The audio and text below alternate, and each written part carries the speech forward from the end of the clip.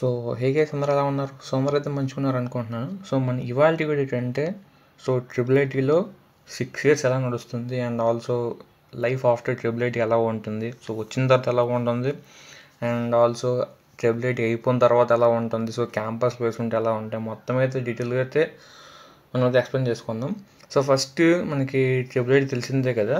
So triple ఐటీలో మనకి PUC 1 and also PUC 2 అని ఉంటాయి. సో ఇది ఇంకేమో కాదు, మనకి బయట ఎలా ఉంటాయో intermediate first year intermediate second year లాగే. సో అది అలానే PUC 1 PUC 2 అనమాట. అంటే pre university course 1 pre university course 2. ఓకేనా. సో మనకి ఇది 2 years ఈక్వల్ టు మనకి inter first year second year లెక్క అనమాట. సో వన్స్ ఇది మనకి కంప్లీట్ అయిపోయిన తర్వాత మనకి బయట ప్రాసెస్ ఏముంటుంది, మన ఎంసెట్ కానీ సంథింగ్ అలాంటివి రాసి మనం బీటెక్ కాలేజ్కి వచ్చి వెళ్తాం కదా. సో కానీ ఇక్కడే మనము సో వన్స్ ట్రిపుల్ ఐటీలో మీరు వచ్చిన తర్వాత మీరు ఎంసెట్ ఎటువంటి రాయాల్సిన అవసరం లేదు. మీకు ఈ 2 years వచ్చిన అగ్రిగేట్ మార్క్స్ అనమాట. అంటే ఈ 2 yearsలో వచ్చిన కలిపిన మార్క్స్ అనేవి డిపెండ్ అవుతాయి అనమాట మీకు బీటెక్లో ఏ బ్రాంచ్ రావాలని చెప్పేసి.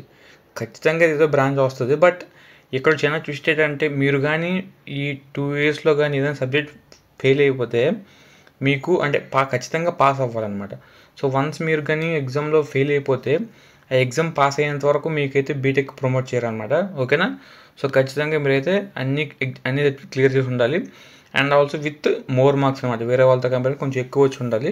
సో వన్స్ మీకు మార్క్స్ వచ్చేసిన తర్వాత ఓవరాల్గా ఒక లిస్ట్ అయితే వేస్తారనమాట. సో ఆ లిస్ట్లో మీ ర్యాంక్స్ ఉంటాయి.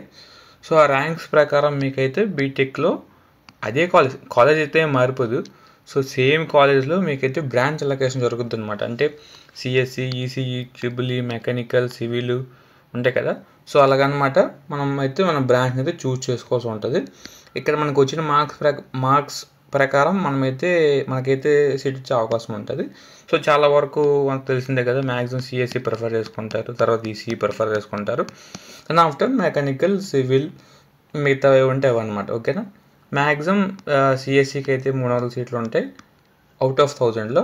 ECEకి కూడా 300 సీట్లు ఉంటాయి. సో రిమైనింగ్ 600 అని మిగతా స్ప్లిట్ 150 లెక్క స్ప్లిట్ అయితే ఉంటాయి అనమాట. ఓకేనా.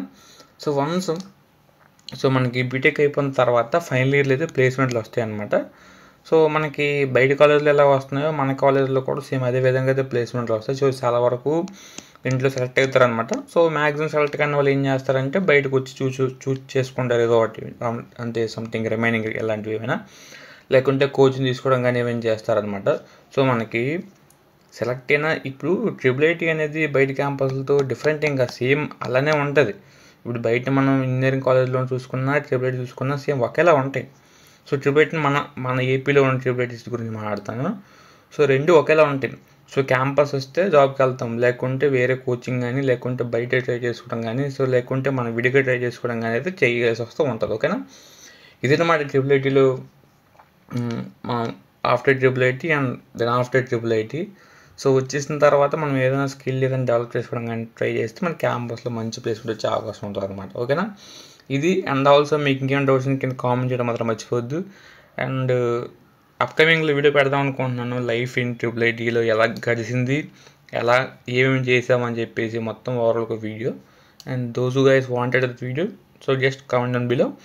అండ్ మీకు ఇంకేమైనా డౌట్స్ ఉంది కింద కామెంట్ చేయడం మాత్రం మర్చిపోవద్దు. అండ్ ఆల్సో ప్రీవియస్ వీడియోస్ చూడండి. సో కట్ ఆఫ్ మార్క్స్ గురించి అయితే వీడియోస్ పెట్టున్నాను, ఏ క్యాస్ట్కి ఎన్ని మార్క్స్ రావాలని చెప్పేసి ట్రిపుల్ ఐటీలో సీట్ రావాలంటే. Don't miss it video. ఆ వీడియో చాలా ఇంపార్టెంట్.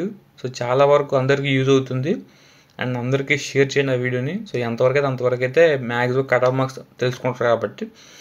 సో దానివల్ల మన 10th మంచి మార్క్స్ తీసుకోవడానికి అయితే స్కోప్ ఉంటుంది. ఓకేనా. So see you next time. Take care.